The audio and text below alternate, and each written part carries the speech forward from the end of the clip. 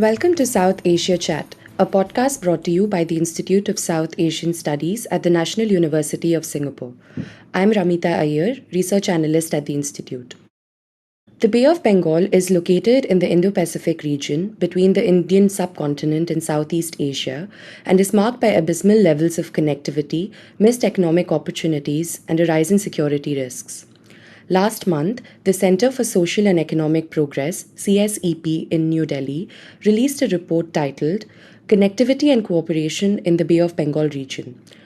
This report addresses 9 areas of growing interdependence in the Bay of Bengal and proposes solutions to reduce the connectivity cooperation gap.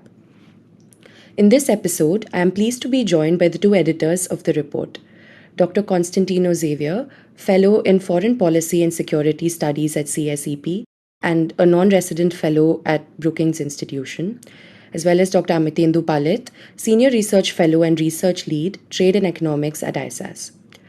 Welcome to the podcast, Dr. Palit and Dr. Xavier, and congratulations on the release of your report. Thank you, Ramita. Thank you, Ramita.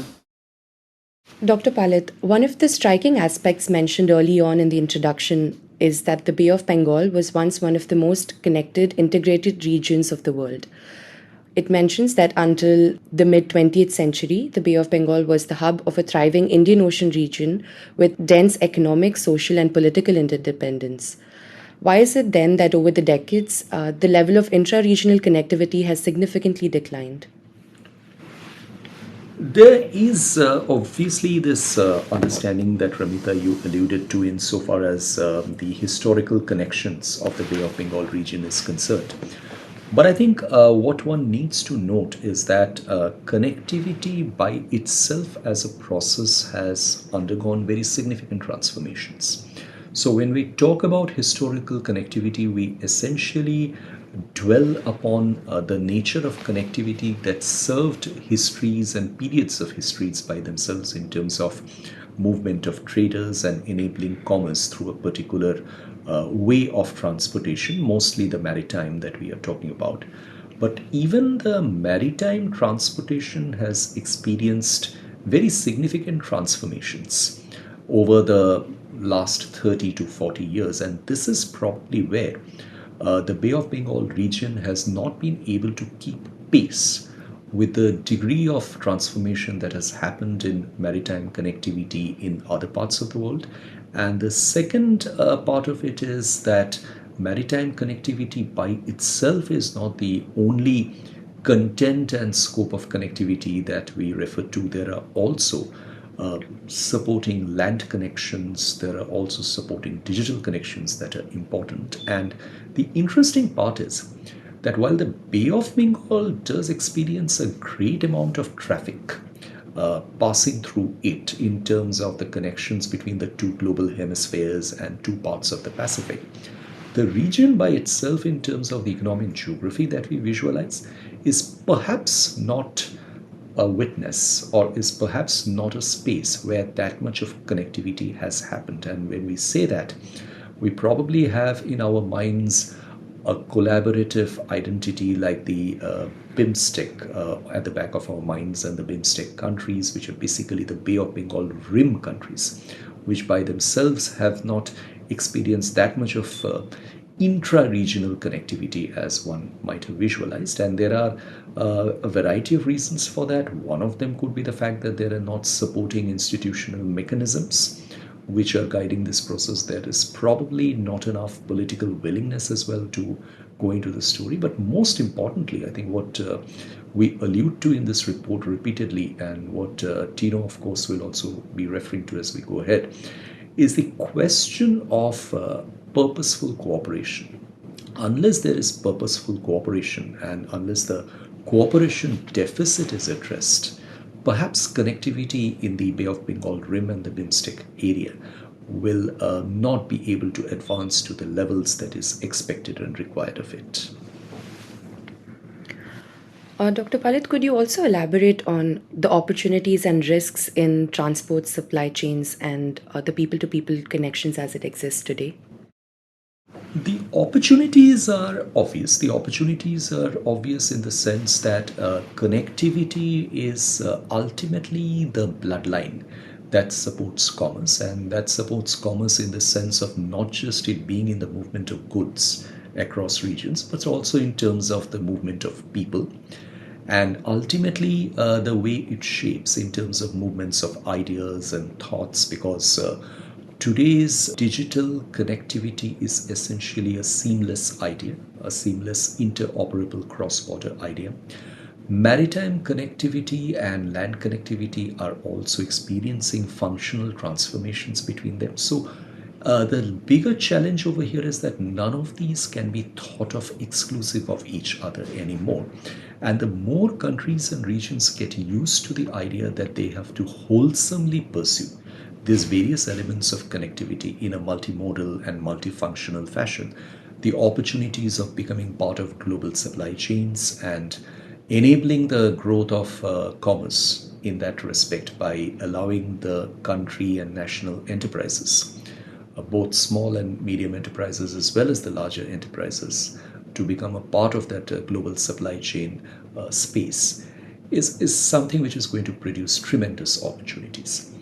But the risks, I think, are manifold. There are risks in the sense of jumping headlong into connectivity without actually understanding how connectivity can be managed, because it's not just a question of countries getting connected to each other through a particular line of communication, whether a new shipping route or a civil aviation route.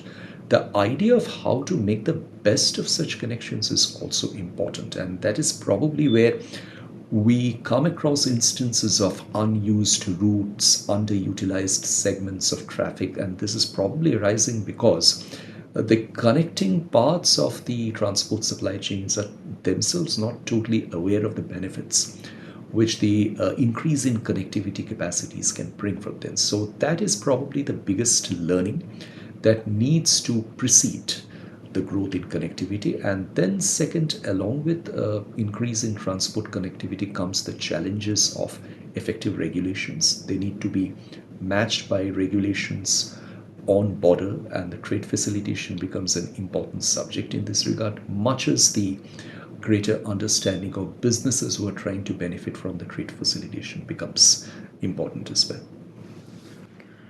Shifting our focus from the geoeconomic aspects to that of geostrategic considerations, which seems to be another factor contributing to the rapidly changing global context.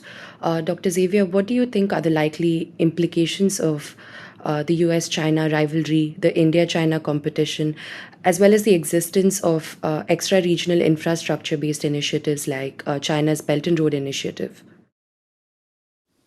Thank you. Absolutely. You cannot think of the Bay of Bengal in a vacuum, isolated from the rest of the world. In fact, that's Dr. Palit's initial chapter in our report that actually explains how it is impossible to think about achieving economic development in the region without inserting intra-regional supply chains into broader global value chains in terms of trade, investments, financial flows. Now, we all know that globally, of course, the times are turbulent. You mentioned the US-China competition or rivalry, if you want. India and China also are going through a very difficult phase in terms of their engagement. So naturally, all those global competitive and contending relationships are reflected in terms of pressures, in terms of fragmentation tendencies inside the region in the Bay of Bengal between South Asia and Southeast Asia. ASEAN is experiencing that, the European Union is experiencing that. So naturally also in this region, there are those pressures, that competition that sometimes pose obstacles to cooperative habits. Now, this is all the more challenging in the Bay of Bengal because unlike ASEAN or Europe, Southeast Asia, Europe, in this region, there's a very weak degree of institutionalized cooperation. Institutions are no perfect solutions for cooperation and transnational challenges, but they certainly mitigate these risks of geopolitical, geostrategic competition.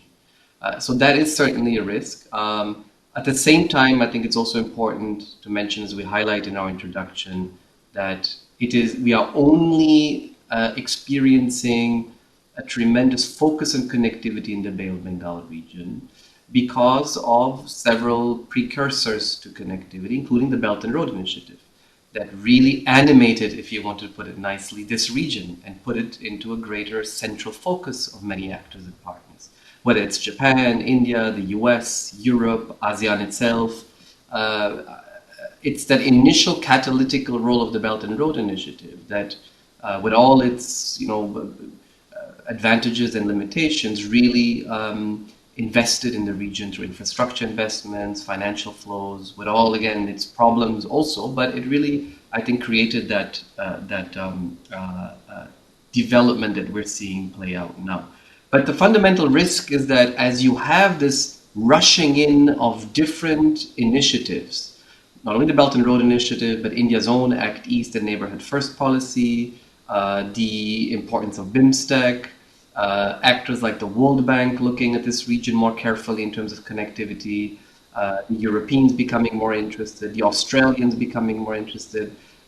As a function of that, sometimes there are costs to cooperation, there's excessive competition.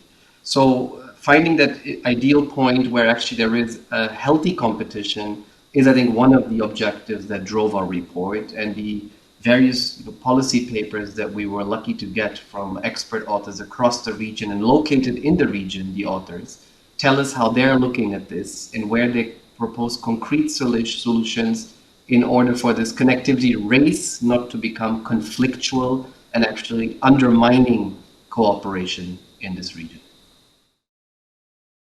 So I want to focus a bit on what you said initially, which is that you can't view the Bay of Bengal region in a vacuum. So in a broader sense, we see that this region is also connected to the Maldivian archipelago, Malaysia, which is in the Malacca Straits, as well as the larger Himalayan belt, which includes Nepal and Bhutan.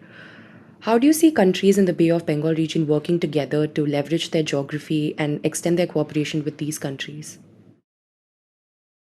Absolutely. I think it's critical to open up the region.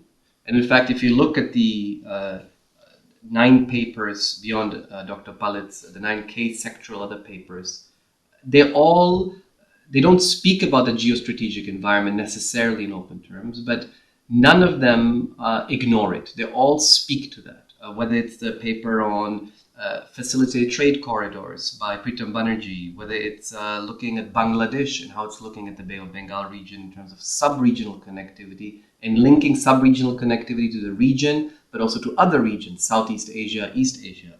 The paper on transshipment in ports by Chatumi Kaviratna from Sri Lanka, for example. You cannot think of port development in the region without involving various actors beyond the region and inserting these ports into various shipping linkages that are global and trans-regional.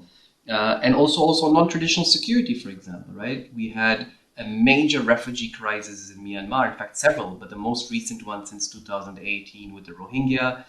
You have the securitization of sea lines of communication, concerns about the Malacca Straits, the Chinese Navy deploying more and more in this area. So all of these papers really speak to exactly this point that you're making, that I think all the actors, the authors in this case, but also the stakeholders and decision-making bodies in the Bay of Bengal region are looking at this from a global perspective. Or at least we all argue that they should be looking at this from a much broader perspective. So you mentioned the Maldives, for example. It's not part directly of the Bay of Bengal in the geographic strict sense, but you cannot think of sea lines of communication today linking the major geoeconomic hubs of East and Southeast Asia to the Gulf, Europe, and the Western markets without thinking of the Maldives as an important actor to secure those lines of communication through the Indian Ocean region. You mentioned the Maldives and Indonesia, Malaysia and Indonesia, which are, again, critical funnel states, if you want, to the Malacca Straits from a shipping perspective, from also a security perspective. And finally, many other actors. ASEAN itself as a one unit of 10 member states, is very interested in the Bay of Bengal and knows that its economic growth prospects are also linked to what's happening to the West, in the Andaman Sea, in the Bay of Bengal, in the huge markets of India and Bangladesh that are developing over the next few decades. Australia is literally not a Bay of Bengal state, but has deep interests in facilitating, in fact, has announced an initiative to facilitate connectivity in the Bay of Bengal.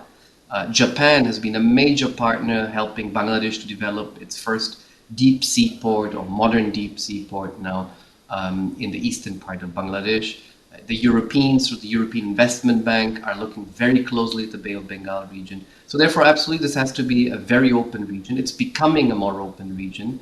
And I suspect that most capitals in the Bay of Bengal today, whether it's Colombo, Bangkok, Sri Lanka, or Jakarta, there is a growing thinking about how to involve these extra regional actors in the Bay of Bengal region. Dr. Palit, coming back to something that both of you have mentioned, and which is also a key recommendation across most papers in your report, the question of regional institutions and the role that they can play in fostering connectivity in the Bay of Bengal.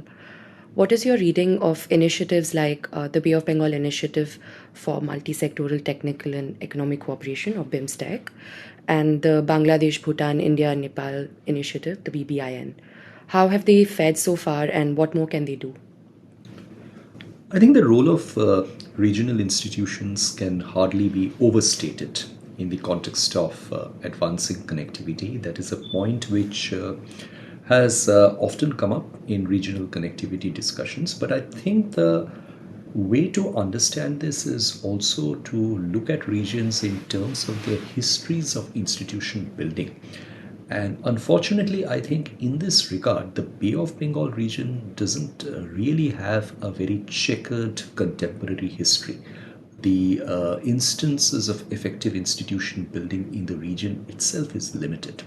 There could be a variety of factors which might be responsible for this. One can go back to the idea of the SARC and find several examples over there where the SARC as an institution could have performed better, but perhaps has not been able to perform as well as it could have due to political reasons, due to political willingness deficit, due to various other factors. Some of it might have actually brushed off on a structure like the BIMSTEC, because the BIMSTEC is largely South Asia and partly Southeast Asia in terms of its membership. So perhaps that has had a reflection. And I think at the end of the day, there is no denying the fact that a country like India, which is the largest member of a regional construct like the BIMSTEC, has to really play an active role in speeding up the process of regional institution building in this regard. But having said that,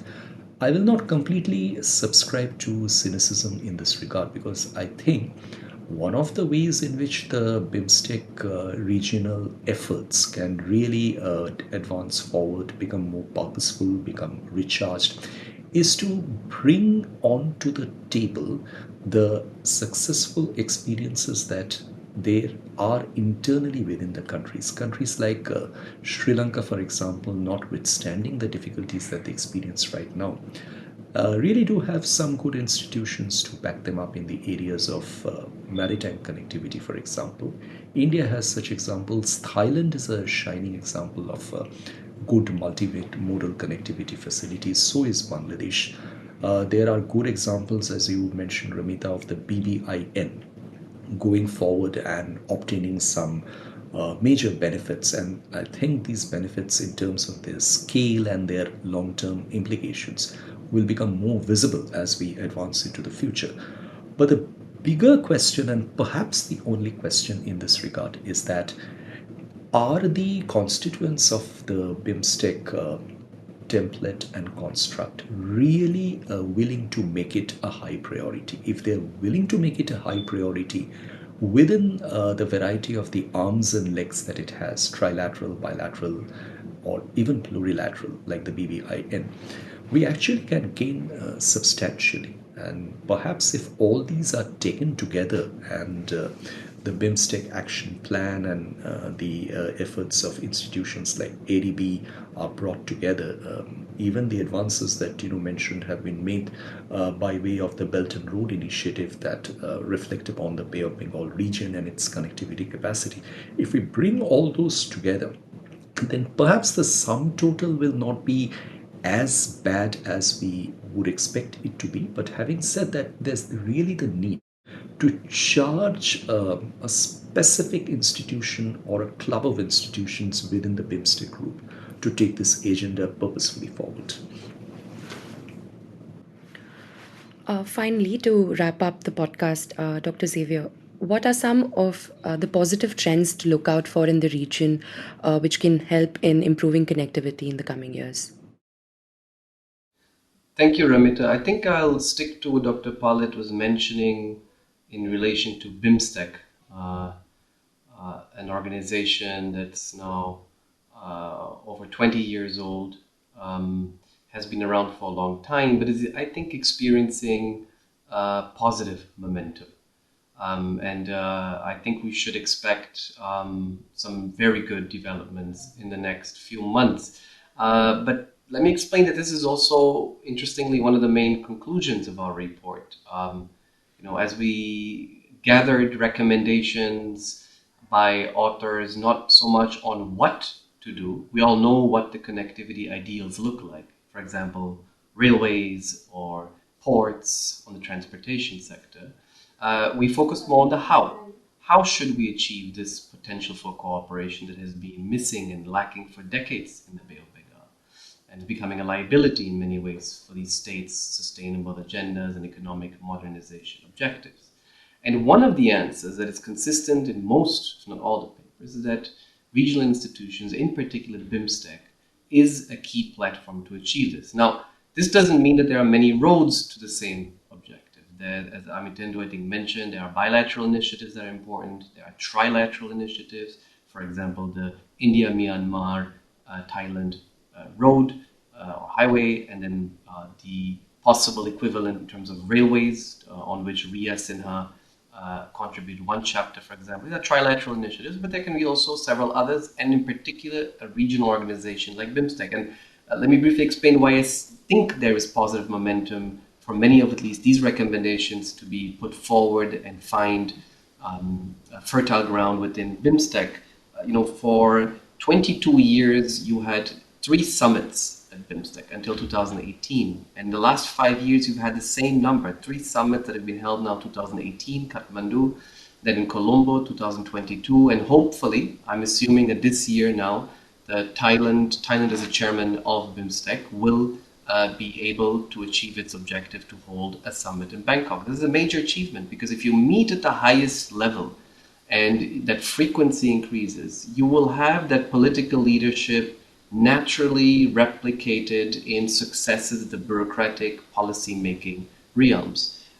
Reducing the working groups of BIMSTEC from 14 to 7 was a major achievement, again, of the last few years, the last year or two, that now you finally have a consolidation, a focus on 7 areas rather than spreading yourself very wide at BIMSTEC and doing 14 areas.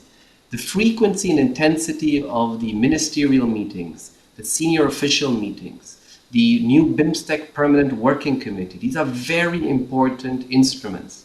As you intensify the frequency of meetings between, bureaucracies, between technical experts, you will naturally see an agenda gaining pace and I think cooperation becoming a reality. So I see a lot of positive trends there and hope that we'll have also some better news towards the end of the year if this 6th BIMSTEC summit takes place in Thailand.